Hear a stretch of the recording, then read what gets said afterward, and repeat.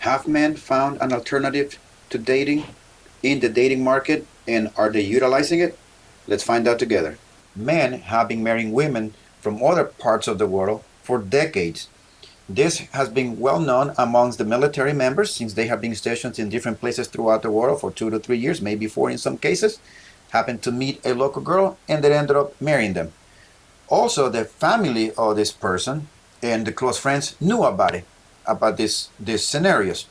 Now with the internet and the social media, now that knowledge is available to everybody. They put out videos of them moving to this particular country, meeting someone, describing the differences between the modern women in the West and then the traditional women in this country that they have moved to.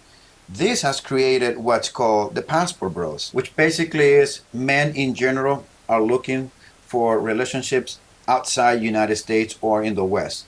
They're going to all other countries to look for feminine women and traditional women with values, morals, and principles. Something that a lot of men feel that is lacking here with women on the West, especially with the modern day women making all of these videos, demanding, expecting, and also requesting that men have to meet their certain requirements or their unrealistic expectations in order for men to date these women. They feel like they are queens, need to be treated as queens, and they all say that they are 10 out of 10.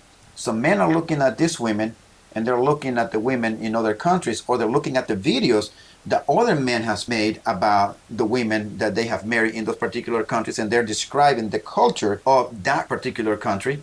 And so men now are faced with a choice. Either we stay here in the West and deal with the modern day women with these unrealistic expectations, not traditional at all, or we just go to a place where the chances of meeting a woman with values and morals and traditional or feminine are very high. It is very clear for men to make this decision. It's actually a no-brainer. Now the women in the West, seeing that these men are flying out in the hundreds and maybe in the thousands, scared that the men are leaving.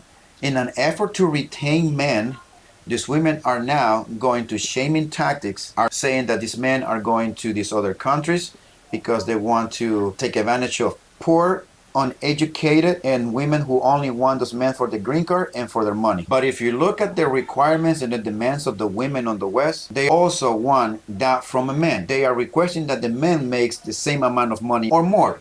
They want to be treated as queens, and they want men to spoil them and take them to expensive restaurants and buy them expensive clothing. And yet they are saying that those women in these other countries, all they want the men for their money. So if we were to stand back and we just look at the statement of these modern day women and the women in those traditional countries, both of these women want men for their resources.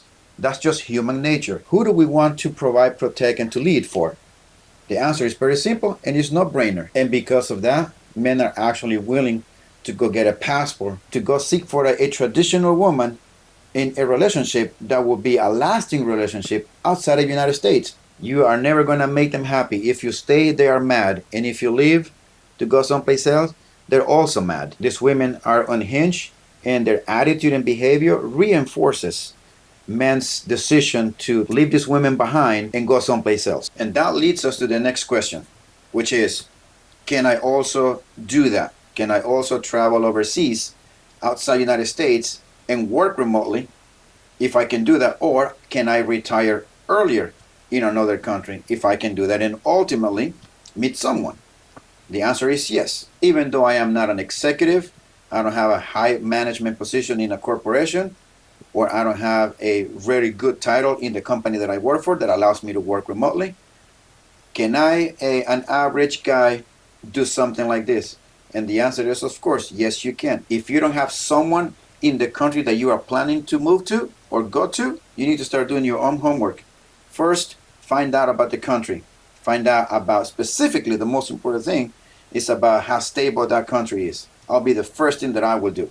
Second thing is, learn the language. The third thing is, find out about the areas of the place that you want to live in. And if you cannot find the information online, talk to people that are currently living in the place that you want to go to, or you have to fly yourself to that place, and instead of making it more of a vacation, start doing your own research on the ground with the local people. Find out about the cost of living, the currency exchange, if you need to establish residency, dual citizenship, learn about the law of the country, can you buy property as a foreigner, so on and so forth. Also find out about the banking system in that particular country, how stable that is, and how stable the economy is in that country. Can I open a bank account in that country? Can I put money in it?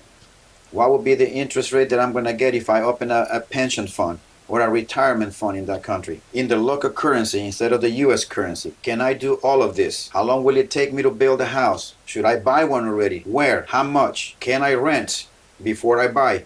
All of those things are very important. And with all of this data that you will collect, it's time to ask the next question is, how much do I need to live in that country?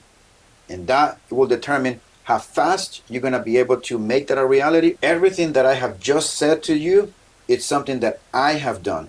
And yet, I am not some executive. I'm just an average guy, just like you and myself, who's trying to find a way to have a way early retirement than 65, and I found a way to accomplish it. And I always say to people, if I can do that, and if I have done it, and if I am doing it, so can you. Sure, it will require a lot of work on your part, but it is definitely possible. My journey started in 2012, and yes, it is definitely possible. It requires you to do more than one trip in a year if you want to get the ball rolling, honestly. And when you do all of that, and you come back to America, focus. Be on your grind. Do not let anyone deter you from your goal. Do it because you want to have financial independence and freedom. And the women will then come.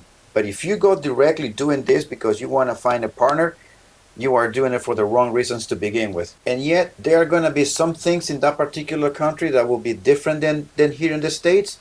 But the question is, are you really willing to sacrifice some other things and be willing to let some other things go? For instance, I just give you one example. You can order something on Amazon and you can get it within the next day or the next 3 days. There, the particular country that I'm moving to, you order something on Amazon and it will take a month for you to receive it.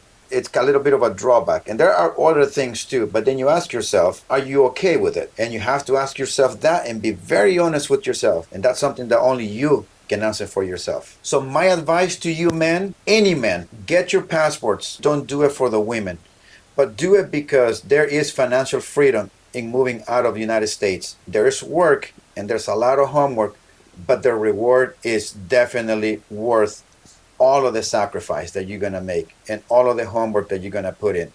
There's nothing better than to have the ability to retire earlier than what everybody else expects. And as an added bonus, you're going to meet a way better, more qualified women, even in many cases more attractive, with all of the feminine and all of the traditional roles and qualities that we all want. That will also come with the move. So it's a win-win for men. And the first thing that we have to do, honestly, is to overcome that fear, the fear of leaving the country, making the first step, which is to fly to the country that we want to move. And after we do that, everything else is going to fall into place. You're going to come back to the States even more determined. Anyways, that's pretty much what I have for you guys today. Stay in your grind. Please be careful. Take care of yourself. Focus on your goals. Work on yourself.